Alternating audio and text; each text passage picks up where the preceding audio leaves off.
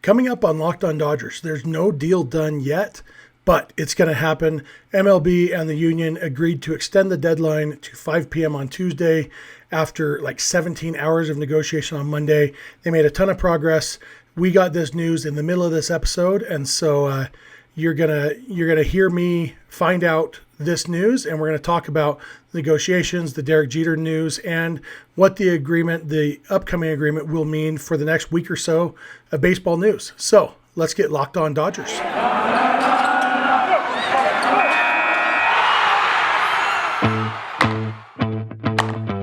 You are Locked On Dodgers, your daily Los Angeles Dodgers podcast. Part of the Locked On Podcast Network, your team every day.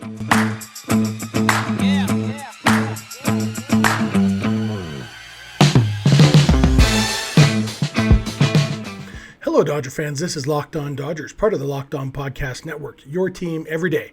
Thank you for making Locked On Dodgers your first listen every day. Remember, this show is free and available on all podcast platforms and on YouTube simply by searching for Locked On Dodgers. Or even better, go ahead and subscribe in all those places and you will never miss a day because you know we're not going to. If this is your first time listening or watching, my name is Jeff Snider.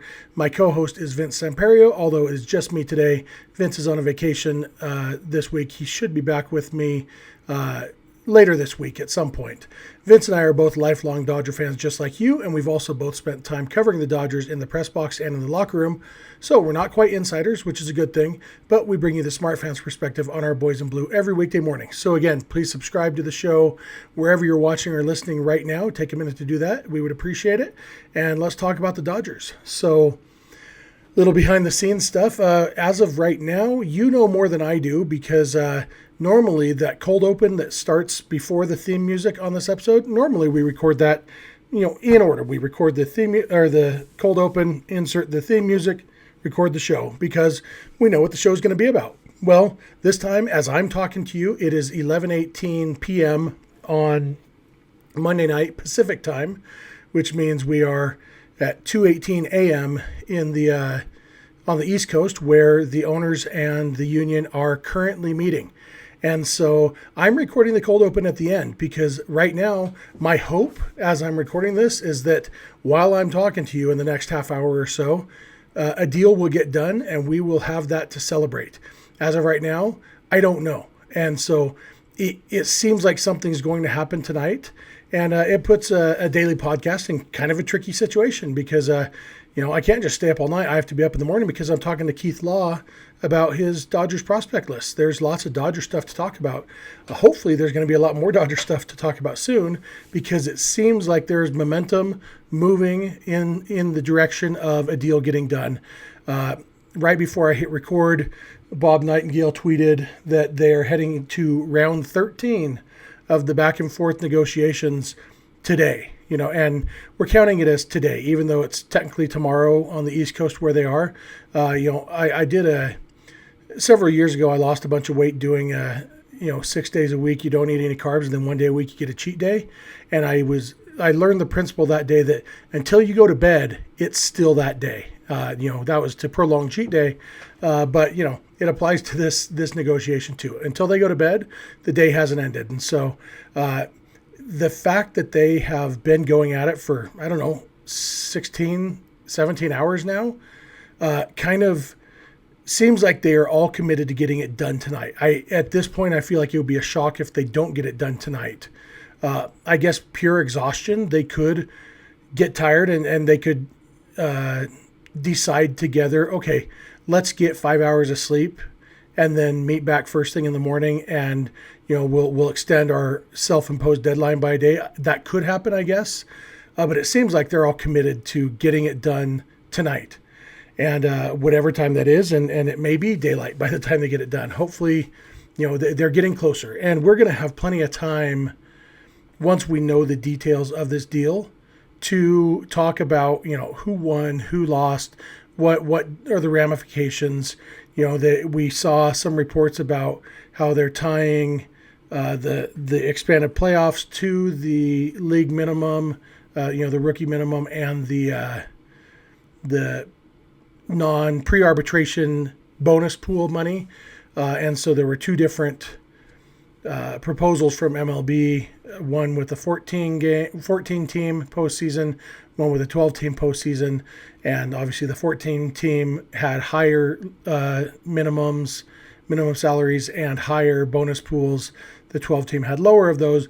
Both of those, though, even the 12 team one, I think both of those numbers, the league minimum and the bonus pool, were a step in the direction of what the players have been asking for.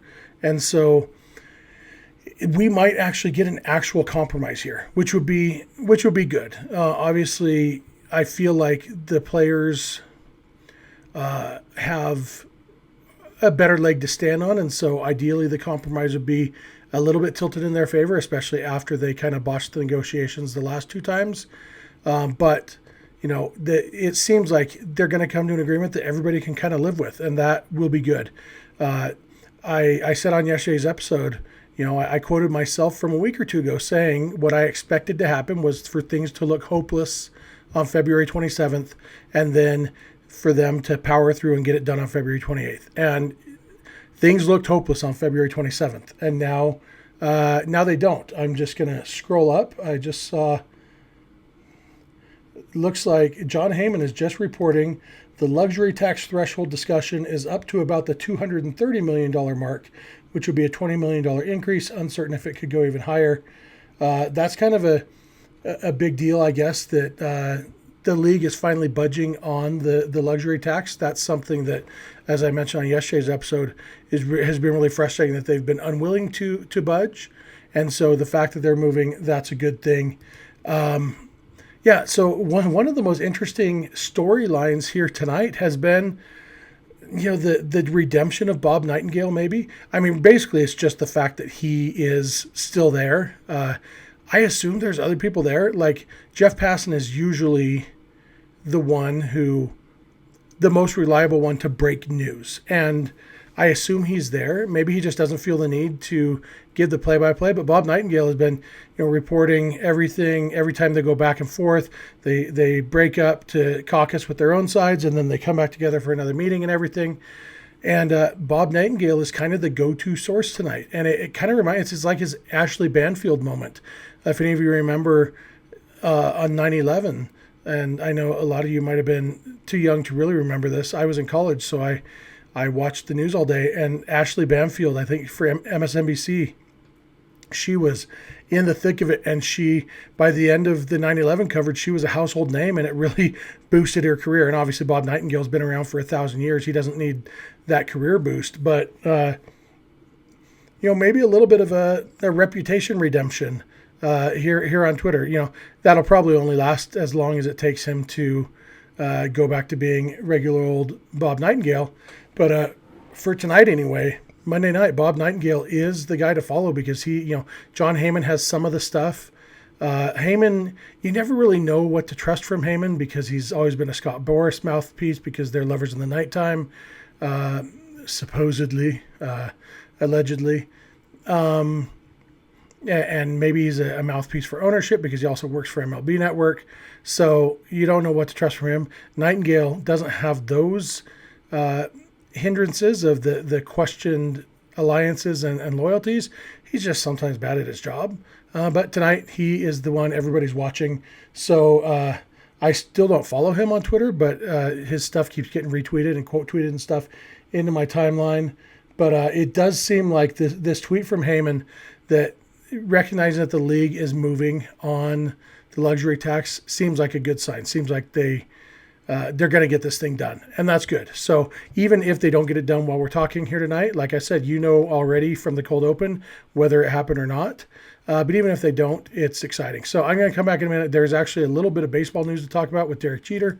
So I'm going to talk about that in a minute, and then we'll talk more about the negotiations. So thank you for making Locked On Dodgers your first listen every day, and please keep it Locked On Dodgers. So football might be over for this season, but basketball is in full steam for both pro and college hoops. From all the latest odds, totals, player performance props, to where the next fired coach is going to land, BetOnline.net is the #1 spot for all your sports betting needs. BetOnline remains the best spot for all your sports scores, podcasts, and news this season. And it's not just basketball. BetOnline.net is your source for hockey, boxing, UFC, and everything else. Head to the website today or use your mobile device to learn more about the trends and action. BetOnline, where the game starts. Hey, thank you for making Locked On Dodgers your first listen every day. We really appreciate it. I also want to tell you about Locked On MLB Prospects. Host Lindsey Crosby is a prospect encyclopedia, and he's going deep on the MLB stars of tomorrow. It's free and available wherever you get podcasts. All right, so we're back. Nothing happened during the time that I was reading the BetOnline ad, but, we will keep on going. Let's talk a little bit about the actual baseball news. Derek Jeter stepped down as CEO of the Marlins and is divesting his ownership interest in the team. It's a clean break. He is no longer affiliated with the Marlins. Excuse me, I just had to take a drink. If you're watching on YouTube, you saw me taking a drink, but if you were listening on the podcast, you might have wondered why that gap. That's what that was. Derek Jeter, he didn't come out and say, I'm tired of being involved with the cheapskate organization, but he said basically that the vision for the team going forward isn't the vision that he signed up to be a part of, and so it's time to part ways, which I think the only way really to interpret that is my fellow owners, the people who put most of the money into this team and installed me as the figurehead, they promised me that we were going to spend money to try to make our team good, and now they don't want to do that. And it wouldn't be a shock. The Marlins, the one thing that's constant, no matter who owns the Marlins, they are cheapskates. And it's always been the case, and maybe it always will be the case. Who knows? We had hoped that Derek Jeter might change that. Obviously, in 2020, they kind of got their hopes up. They had a winning record for the first time in 11 years. They made the postseason, even though it was, kind of questionable because they wouldn't have made the postseason in a regular postseason format. But because 98% of the league made the playoffs or whatever, the Marlins did too. They got swept in the division series. But you've got this team that they then took a huge step backwards in 2021. They lost, I think, 95 games. They went back to being the Marlins, of what we expect the Marlins to be. And I think Derek Jeter, maybe he got spoiled as part of the Yankees. I mean, the Yankees won the World Series Derek Jeter's rookie year and never really looked back. He won, 4 World Series in his first 5 seasons or whatever, and was in the World Series other times. He was just, Derek Jeter, got spoiled from a very young age. Some of that was his contributions. He was definitely a big star for those Yankees teams. Some of it was luck of the draw. But, the fact is, we always wondered when Derek Jeter joined up with the Marlins, okay, how is he going to handle being part of a losing team? Because he's never really done that before. And it turns out the answer is, well, he could handle it for a few years, but then if they're not committed to getting better, he's going to be done. So we'll see what happens with Derek Jeter. It was interesting timing coming during the lockout, as the players are also accusing owners of being cheapskates, and the Marlins are definitely one of those teams that cries poverty all the time. They don't draw well attendance-wise, despite having a beautiful stadium, one of my favorite stadiums. I think it's a very underrated stadium. In my view, I didn't expect to like it as much as I did. Beautiful stadium. Beautiful city, obviously, and they just can't draw. And I don't know what the deal is, but Derek Jeter wasn't the answer, apparently, because he is out as co-owner and CEO of the Marlins. So that's our baseball news until we find out. Every time I look over to this side, that's me checking Twitter just to see if anything has happened. We do have a tweet 2 minutes ago from Jeff Passan. There will be no deal on a new collective bargaining agreement in this early hour, sources tell ESPN. Enough progress was made that MLB and the MLBPA will meet again later today in hopes of finalizing one. Deadline to miss regular season games has been moved to 5 p.m. today. All right, that is huge news. And basically what I said a few minutes ago, that they might decide to just go to bed and continue negotiating in the morning and push that deadline back. That's exactly what happened. And so all of this, it's not like these people are going to walk out of these negotiations singing Kumbaya and being best friends. It's been acrimonious, and there are going to be hard feelings. It's kind of the nature of the way Major League Baseball works with the union is that they all kind of hate each other, but they work together because it's in everybody's best interest to work together. And that's what's going to continue to happen here. But it seems like there is real momentum. The fact that they agreed to push the deadline back after last week's "a deadline is a deadline, herder. The fact that they were willing to back off of that and say, you know what, we are making progress. We're willing. It probably just comes down to, I think we'll all do better at this if we all get some sleep. And so they push the deadline back, which makes a lot of sense. One day doesn't actually make a difference. They don't have to cancel one day of games because they're one day late on the deadline. Whether you shorten spring training by a day, whatever it is, everybody now, I think the union can probably start notifying their members, hey, we're getting a deal done on Tuesday, so get your plane tickets, get to Arizona or Florida because spring training starts on Wednesday. And so it's not like, I think if they are confident they can get a deal done today, Tuesday, they could still start spring training the same exact moment that they would have if they had gotten a deal done Monday night. So, you already knew this was going to happen because the cold open told you so. I'm now caught up with you. We now know, unless there's another major development that I throw into the cold open after the fact, maybe I'm still in the dark. Who knows? But all in all, as a baseball fan, it's nice to feel some hope because, like I said yesterday, it was the darkest hour before the morning or whatever. It was a very hopeless thing. Like, there's no way they're going to get this done. And now we can actually feel like there's no way they're not going to get this done. And that's a really good feeling right now. Something we need as baseball fans. I said on Twitter, if they had missed this deadline and actually missed games because of this lockout, it is going to be a bigger pain to them than whatever negotiation, because there will be fans who wouldn't come back if there were games missed. Some of us will. Even me, I am a diehard baseball fan, lifelong Dodger fan. I own season tickets despite the fact that I live 661 miles from Dodger Stadium. I do a daily podcast about the Dodgers. I know it's not a contest, but I love the Dodgers more than anybody I know. And even me, earlier today, I was like, maybe I just need to cancel my season tickets. And I don't know. I guess, do I have to keep doing the podcast? It was actually making me question my fandom. Okay, if these owners, reading the reports on Tuesday or Monday, that the owners were willing to miss the first month of the season in order to win this negotiation. It's like, why am I giving you my money? If you're willing to, and make no mistake, while the lockout is going on, credit card machines still work. I have still been charged for my season tickets.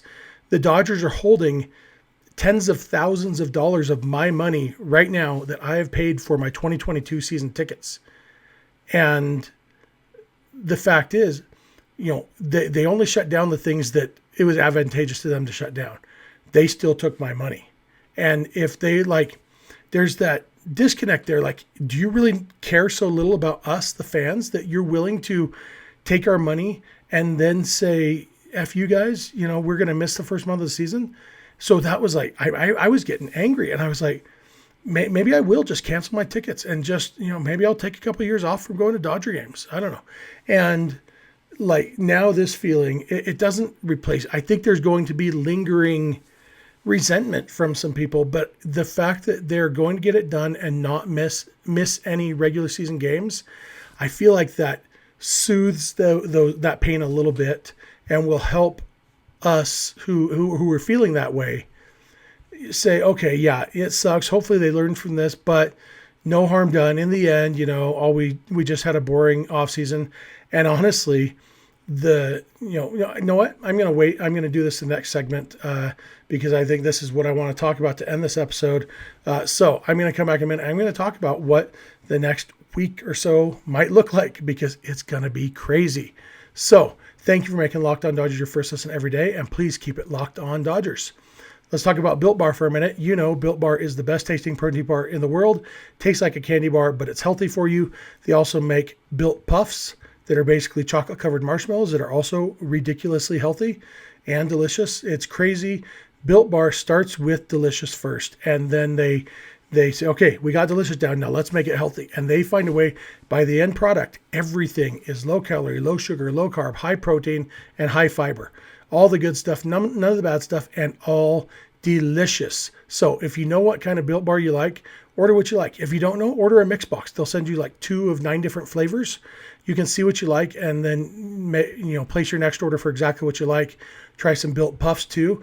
Whatever you buy, just go to built.com and use promo code LOCKED15 and you'll get 15% off your order. That's promo code LOCKED15 for 15% off at built.com. And if you're ever in the market for auto parts, go to rockauto.com. Do not go down to the auto parts store. I promise you, rockauto.com will save you time and money. Those are the 2 best things in the world, time and money. Rockauto.com will save you those compared to going down to the auto parts store. Real world example.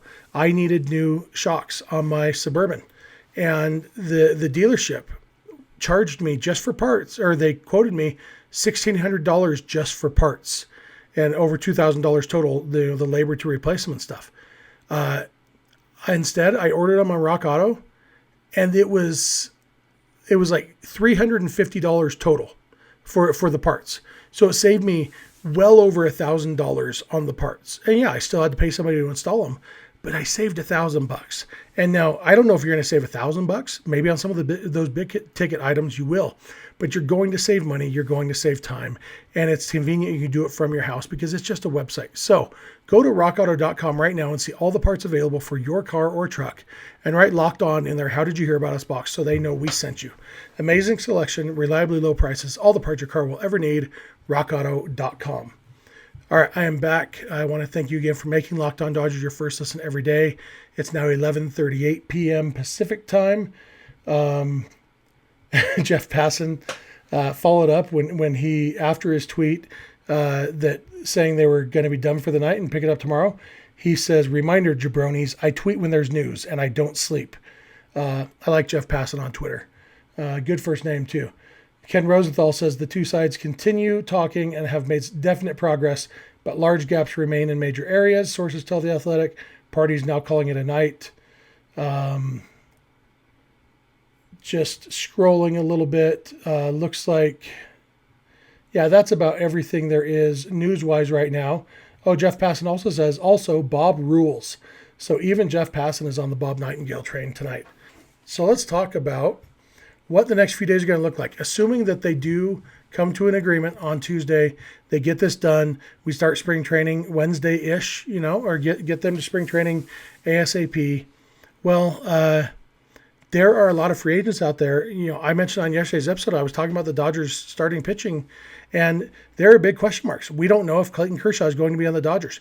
We don't know what trades the Dodgers are going to make. We know that the Dodgers have work to do on their starting rotation, and we don't know what's going to happen. Jock Peterson tweeted out tonight that once this deal gets done, it's just going to be a frenzy on free agency and trades and everything. And honestly, it sucks that it had to come to this, but I feel like that is going to be the best thing to make us feel better about how crappy we felt the last couple months. Feeling like nobody cares about us. It doesn't change the fact that the owners don't care about us, that they're willing to skip a month of the season just to win their negotiation with no regard for us as baseball fans. Doesn't change any of that, but we're going to get a ton of transactions. We're going to get a ton of baseball news. Like Vince and I, when we come to do this podcast, it's not going to be like, okay, what can we find to talk about today? It's going to be like, how are we going to fit these 18 things into a 30-minute episode? That's what it's going to be like. And that is going to help us not forget the frustration, but move past it. And, so I think, Joe Kelly, we mentioned him last week, that he had said in an interview that he wants to come back to the Dodgers and the interest is mutual. So that's going to happen. Kenley Jansen is still a free agent. Is he coming back to the Dodgers? One of the teams that people thought he might go to was the Marlins. Well, if Derek Jeter really just resigned because the Marlins don't want to spend money, does that mean Kenley's not going to the Marlins? So then it's like, okay, what about the Phillies? They signed Corey Knebel. He could be their closer, but maybe they still want Kenley Jansen. But Kenley wants to come back to the Dodgers maybe. Are they going to want to pay him? Obviously, Clayton Kershaw is a huge question mark. And then the trades, Freddie Freeman. Freddie Freeman's a huge one. Freddie Freeman is a free agent. The Braves haven't so far before the lockout wanted to give him what he wants. Hopefully the Dodgers will do it. So, and then, if they do sign Freddie Freeman, well, that makes Gavin Lux expendable maybe a little bit in a trade. Who knows what it's going to be, but there's going to be so much going on, so much that we can talk about, and so much excitement around baseball, which will be really good. It's not like it's actually more excitement. It's just taking all the excitement that's supposed to be spread out over 4 months of the off season and lumping it into a couple days. The next week is going to be crazy. And it doesn't make anything better, but it makes it feel better. And sometimes that's good enough. New deadline Rosenthal just reiterating the 5 p.m. Eastern time deadline. So I think our main takeaways from tonight, one, Jeff Passan is the news guy. He is the one to go to. If you only follow one baseball person, like national baseball person, it probably ought to be Jeff Passan, because he tweets the important stuff. You don't get the rumors. You don't get the incorrect tweets about the Padres are about to trade for Max Scherzer. You don't get all that stuff, but you get the news, and you get it right when it's actually true. So that's one takeaway. The redemption of Bob Nightengale is still intriguing to me. The fact that so many people were following his every move or his every tweet about the owner's every move, I guess. There's a lot going on.